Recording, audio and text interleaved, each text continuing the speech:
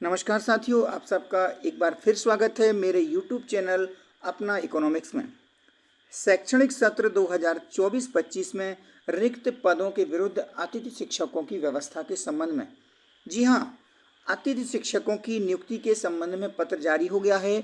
यानी शैक्षणिक सत्र 2024 में अतिथि शिक्षक किस प्रकार से रखे जाना है, कब तक आवेदन करना है, कैसे आवेदन करना है और किन अतिथि शिक्षकों को नहीं रखा जाना है, इनके बारे में जो निर्देश आज आए हैं, आप इन निर्देशों को देख सकते हैं। ये हम देख सकते हैं, निर्देश दिए हैं कि मध्य प्रदेश स्कूल शिक्षा विभाग के प्रत्येक शैक्षिक सत्र में शासकीय विद्यालयों में शैक्षिक सत्र या शैक्षिक व्यवस्था के सुचारू रूप से संचालन हेतु जो रिक्त पद रहते हैं, उनके विरुद्ध विद्यालय स्तर पर जो तैयार पैनल होती है उससे अतिथि शिक्षक रखने की, आमंत्रित करने की कार्यवाही की जाती है।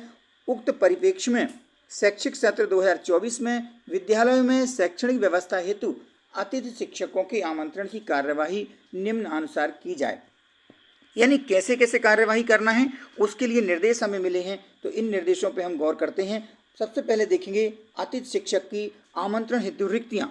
शैक्षणिक सत्र 2024-25 में जिन रिक्तियों के विरुद्ध विद्यालय में शैक्षिक व्यवस्था हेतु अतिथि शिक्षकों को आमंत्रित किया जाना है, ऐसी रिक्तियों को राज्य स्तर से GFMS यानी कि गेस्ट फैकल्टी मैनेजमेंट पोर्टल पर प्रदर्शित किया जाएगा।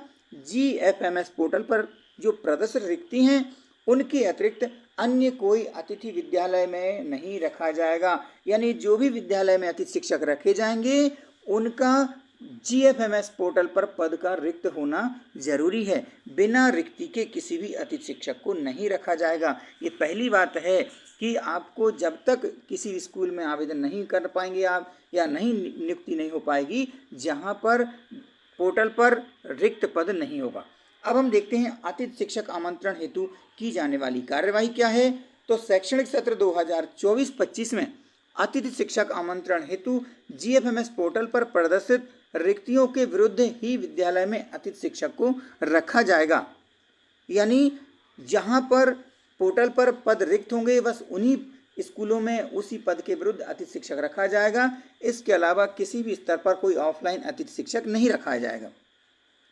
अगली जो शर्त है कि संदर्भित पत्र की, जो संदर्भित पत्र, इसमें संदर्भित पत्र दिया है जो 2019 का पत्र था, उसमें जो कंडिका है 3.1.2 में उल्लिखित अनुसार उस श्रेणी में आने वाले अतिथि शिक्षक को नहीं रखा जाएगा। तो ये पॉइंट सबसे जरूरी, सबसे समझने वाला है। तो मैं आपको उस पत्र के बारे में बता दूंगा। अभी बता रहा हूं कि उस पत्र में, उस कंडिका में क्या दिया है। आइए हम उसे देखें। पत्र को आप यहाँ देख सकते हैं। मैंने इस पत्र को यहाँ पर लिया है कि ऐसे अतिथि शिक्षक जिनका विगत वर्ष का परीक्षा परिणाम 30% से कम रहा है, ऐसे आवेदकों को नहीं रखा जाएगा। ऐसे लोगों को अतिथि शिक्षक के रूप में कार्य करने की अनुमति नहीं होगी। कि हमारा जो बिंदु क्रमांक 3.1.2 क्या कहता है कि जिनका परीक्षा परिणाम पिछले वर्ष का 30% या उससे कम है, उनको अतिथि शिक्षक के रूप में नहीं रखा जाएगा। आगे देखते हैं, विद्यालय में जिनमें रिक्त पद है एवं संबंधित विषय का पैनल पूर्व से उपलब्ध है तथा अतिथि शिक्षक को नियम अनुसार रखा गया है, ऐसे पूर्व से कार्यरत अतिथि शिक्षकों को माननीय उच्च न्यायालय द्वारा दिनांक 11/10/2018 में एक जो निर्णय आया था, उसकी कंडिका 27 का पालन किया जाएगा। उक्त कंडिका में उल्लिखित निर्णय के परिपालन में विद्यालय में उपलब्ध पैनल से विगत शैक्षिक सत्र में नियमानुसार रखे गए अतिथि शिक्षक को ही रखा जाएगा। यानी जिन अतिथि शिक्षकों ने पिछले वर्ष कार्य किया है, उनको ही रखा जाएगा। बस शर्त यह है कि उनका परीक्षा परिणाम 30% से कम ना रहा हो। अतिथि शिक्षक पोर्टल पर आवेदक जिस पैनल का स्कोर कार्ड जनरेट है, केवल उसी पैनल में ज्वाइनिंग दर्ज कर सकेंगे। यानी जो पद रिक्त है और आपका स्कोर कार्ड अगर उसी विषय का है, तो आप उसके लिए आवेदन कर सकेंगे, ज्वाइनिंग दर्ज कर सकेंगे। विगत वर्ष 2023-24 में कार्यरत अतिथि शिक्षक द्वारा जिस विद्यालय में कार्य किया गया है, उस विद्यालय में अतिथि शिक्षक द्वारा स्वयं के लॉगिन ID पर ज्वाइनिंग की सुविधा उपलब्ध कराई गई है। ये अतिथि शिक्षकों के लिए बहुत ही जरूरी और बहुत ही समझने वाली बात है कि पिछले वर्ष जिन अतिथि शिक्षकों ने कार्य किया है, उनके स्वयं के लॉगिन पर, यानी आपका जो आईडी पासवर्ड है उस आईडी पासवर्ड के माध्यम से ही ज्वाइनिंग की सुविधा उपलब्ध कराई गई है। अतः अतिथि शिक्षक द्वारा GFMS पोर्टल पर निर्धारित समय अवधि में संबंधित विद्यालय में ज्वाइनिंग दर्ज की कार्यवाही की जाएगी। यानी अतिथि शिक्षक को ज्वाइनिंग की कार्यवाही स्वयं पोर्टल के माध्यम से करना है। कैसे करना है उसके बारे में हम आगे समझेंगे, कब करना है उसके बारे में भी बताएंगे। अगली बात है कि अतिथि शिक्षक ऑनलाइन ज्वाइनिंग पत्रक के साथ, जब आप ऑनलाइन ज्वाइनिंग कर लेंगे सिस्टम के माध्यम से, पोर्टल पर ज्वाइनिंग का पत्र डाउनलोड कर लेंगे, तो उसका जो पत्र रहेगा, यानी अतिथि शिक्षक ऑनलाइन ज्वाइनिंग पत्रक के साथ अपनी उपस्थिति अनिवार्यता ज्वाइन किए गए विद्यालय में दिनांक 7 अगस्त 2024 तक देना है। यानी विद्यालय में 7 अगस्त तक पहुंचना है, इसके पहले पहुंच जाएं। विद्यालय में अतिथि शिक्षक द्वारा निर्धारित समय अवधि में उपस्थित नहीं होने पर संबंधित का ज्वाइनिंग पत्र, जो आपका आदेश है ज्वाइनिंग का, वह स्वतः ही निरस्त हो जाएगा। इसके उपरांत आवेदक को शेष रिक्तियों हेतु होने वाली नवीन प्रक्रिया में भाग लेना होगा। इसलिए आप लोग समय का अच्छे से ध्यान रखें कि आपको 7 अगस्त के पहले ये कार्य करना है, ज्वाइनिंग का कार्य करके, और अपने स्कूल में अपने आवेदन को जमा कर देना है। अगली बात है कि शाला प्रभारी अतिथि शिक्षक से ऑनलाइन ज्वाइनिंग पत्रक का प्रिंट प्राप्त करेंगे। हस्ताक्षर एवं सील के साथ एक प्रति विद्यालय में अपने पास अभिलेख के रूप में रखेंगे और एक प्रति अतिथि शिक्षक को सौंप देंगे। यानी आपको 2 प्रति जमा करना है, जो एक प्रति आपको वापस मिल जाएगी और एक प्रति संबंधित स्कूल के प्रधानाध्यापक या प्राचार्य अपने पास रख लेंगे।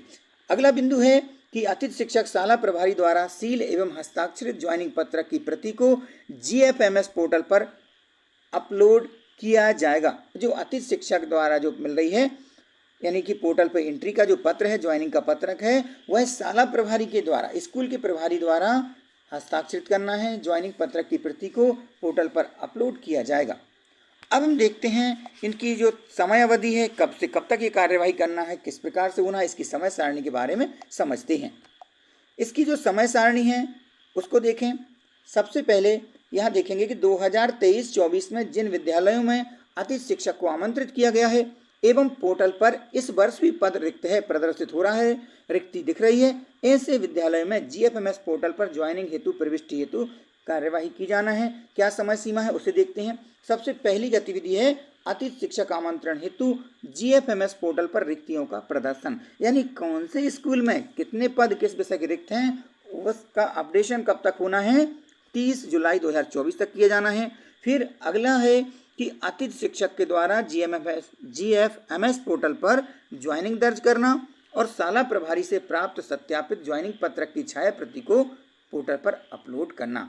यानी अतिथि शिक्षक का जो ज्वाइनिंग का काम है और शाला प्रभारी को आप पत्र दे देंगे, तो ये पूरी कार्रवाई कब से होना है, 1 अगस्त से होना है 7 अगस्त के बीच में। फिर अगला बिंदु है कि शाला प्रभारी द्वारा पोर्टल पर ज्वाइनिंग किए गए अतिथि शिक्षक का प्रमाणीकरण करना। यह गतिविधि भी कब से कब तक है, 1 अगस्त से शुरू कर 7 अगस्त तक है। यानी आपको ये गतिविधि 7 अगस्त तक करना है। आप अंतिम तिथि का इंतजार ना करें, इसके पहले ही आप ये कार्रवाई कर लें। अगला बिंदु है कि इसके अतिरिक्त ऐसे विद्यालय जहां नियमित शिक्षक पदस्थ होने के उपरांत भी संपूर्ण सत्र के लिए उपलब्ध नहीं हो पा रहे, अनुपलब्ध हैं, ऐसे विद्यालय हेतु रिक्ति अपडेशन हेतु संकुल प्राचार्य द्वारा GFMS पोर्टल पर निम्नानुसार कार्यवाही की जाए।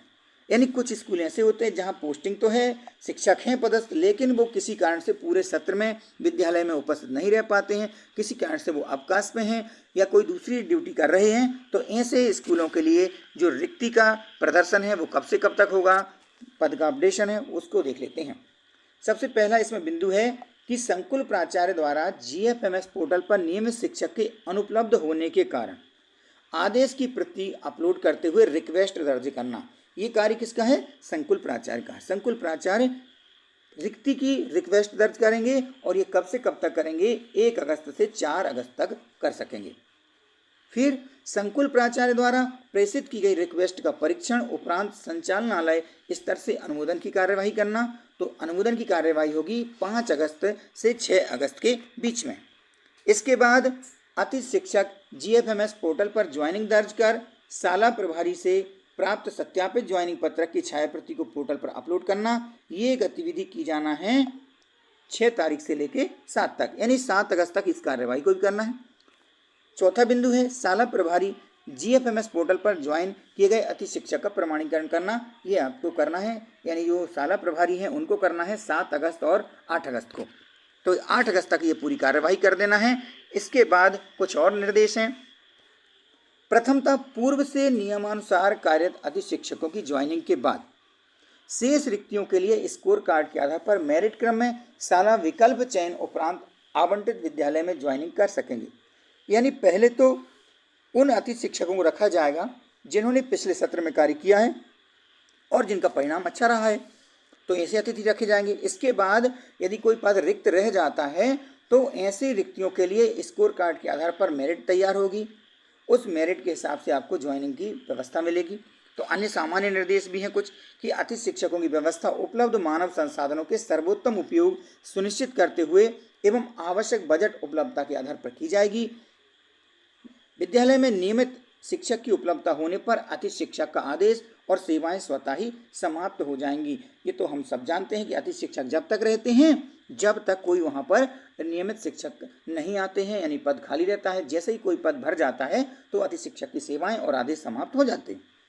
अगला बिंदु है कि शाला प्रभारी कार्यरत अतिथि शिक्षक की विद्यालय में मासिक उपस्थिति के माह के अंतिम दिन संकुल प्राचार्य कार्यालय को भेजेंगे।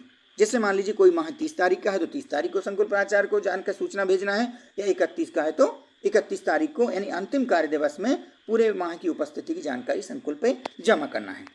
अगला बिंदु है कि संकुल प्राचार्य विद्यालय में अतिथि शिक्षक की मासिक उपस्थिति के आधार पर आगामी माह के प्रथम 2 दिवसों में अतिथि शिक्षक को मानदेय जनरेट करके विकासखंड शिक्षा अधिकारी कार्यालय में जमा करेंगे। यानी आपको 2 तारीख के आसपास ये कार्यवाही करना रहेगी संकुल प्राचार्य को। इसके बाद विकासखंड शिक्षा अधिकारी प्रतिमाह की 7 तारीख तक अनिवार्यता अतिथि शिक्षकों के मानदेय देयकों का परीक्षण का भुगतान किया जाएगा। यानी आपकी जो वेतन है वो 7 तारीख तक आपको मिलने की पूरी संभावना रहेगी। विकासखंड शिक्षा अधिकारी अतिथि शिक्षकों को किए गए मानदेय भुगतान की जानकारी की प्रविष्टि GFMS पोर्टल पर 10 तारीख तक अनिवार्यता करेंगे। यानी आपकी भुगतान, जो पेमेंट का भुगतान है वो 7 तारीख तक हो जाएगा और 10 तारीख तक तो पोर्टल पर विकासखंड शिक्षा अधिकारी महोदय यानी DDO को एंट्री करना होगी कि अतिथि शिक्षकों के भुगतान, पेमेंट का जो भुगतान है, मानदेय का भुगतान है, उसकी कार्यवाही कर ली गई है। उक्त निर्देशों के अनुसार कार्यवाही सुनिश्चित करना है।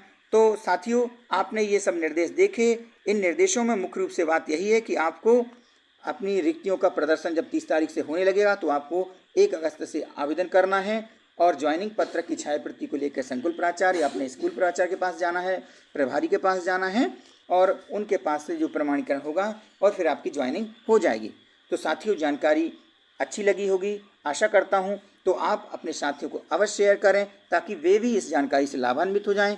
आप सबने यहाँ तक वीडियो देखा, आप सबके लिए बहुत बहुत धन्यवाद। आप सबको बहुत बहुत शुभकामनाएं।